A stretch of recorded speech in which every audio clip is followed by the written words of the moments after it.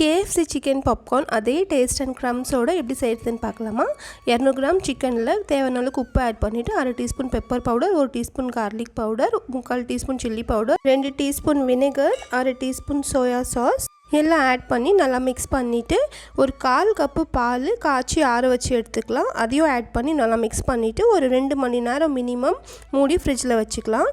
இப்போது ஒரு கப்பு மைதா மாவு எடுத்துகிட்டு அதில் 1/2 கப்பு சோள மாவு, கொஞ்சமாக உப்பு, chilli powder, 1 teaspoon garlic powder add பண்ணி மிக்ஸ் பண்ணிக்கலாம். இப்போ சிக்கன் பீசஸ் ஒன்று மாவில் ஆட் பண்ணிவிட்டு நல்லா மிக்ஸ் பண்ணி டஸ்ட் பண்ணிவிட்டு கோல்டு வாட்டரில் போட்டு உடனே எடுத்து மாவில் போட்டுக்கலாம். இப்போ செகண்ட் கோட்டிங்க்கு நல்லா கை வச்சு மசிச்சு ஒரு சலடையோ இல்லை ஏதாவது ஸ்ட்ரெயினரில் வச்சு நம்ம இந்த மாதிரி சலிச்சோன்னா நம்மளுக்கு அந்த க்ரம்ஸ் வந்துடும்.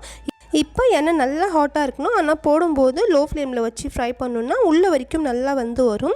டேஸ்டியான க்ரன்ச்சியான KFC சிக்கன் ரெடி.